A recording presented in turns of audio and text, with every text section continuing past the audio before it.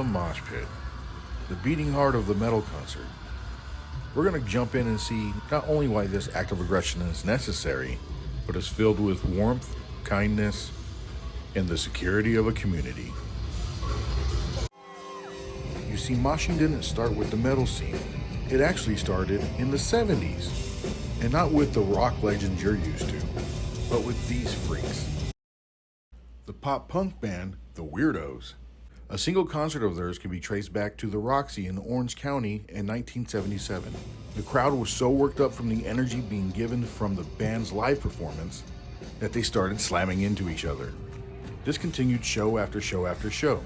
This quickly became known as smash dancing, which was then known as slam dancing, then turned into smashing, then turned into mashing, then turned into moshing.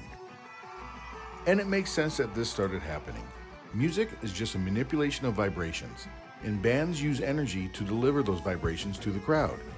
And massive amounts of energy delivered into a crowd this big turns that crowd into a living organism. And once that organism gets too energetic, they need to deliver that energy back to the band. And the only way to do that is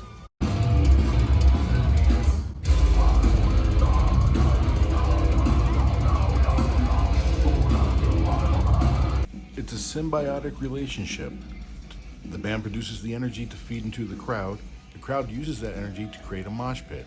The mosh pit then feeds the energy back to the band, and that enables them to continue performing at the high level they were in order to feed that energy back to the crowd, and so on and so forth.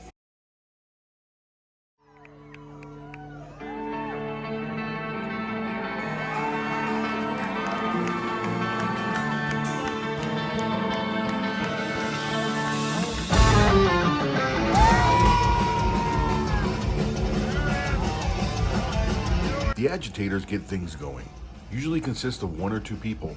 They carve out the pit and let you know that if you're going to be in this area, things are going to get real fast. To the outsider or the beginner, the agitator seems like a real asshole. But in the world of the mosh pit, this is a necessary evil to get the party started.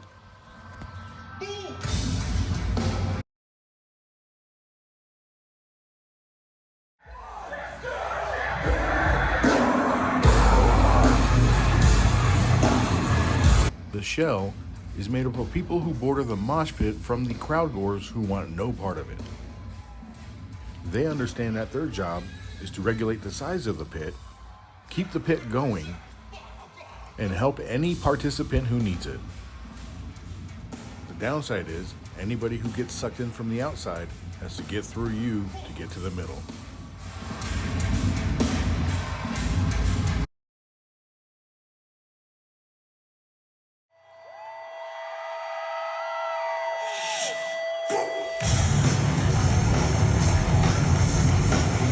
It might be hard to believe, but in this chaotic world of violence, there are self-appointed regulators to make sure people stay in line.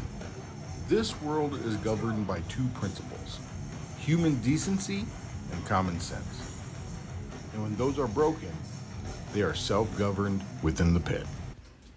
For instance, on this particular night, this douche nozzle thought it would be a good time to bust out with his sweet ninja moves. But let's see how that sparked the sheriff to regulate the situation. This gentleman starts dancing his way into the pit when he gets roundhouse kicked in the junk by Jean-Claude Van Child Support. The gentleman in the hat sees exactly what happened and decides to regulate the situation. Let's see what happened in real time first.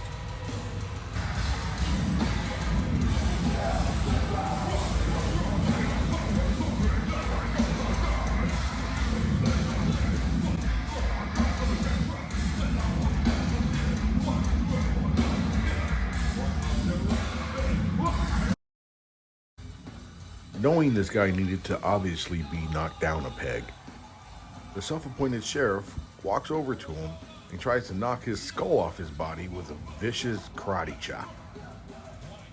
And this immediately let Bruce Leroy know that he was in violation of code and should withdraw himself from the activities, which he did.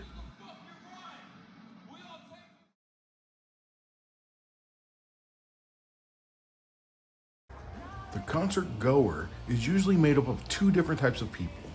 The casual music liker that doesn't mind being there and enjoys the band, and the music lover who has an emotional connection to the sound to the point where it controls them.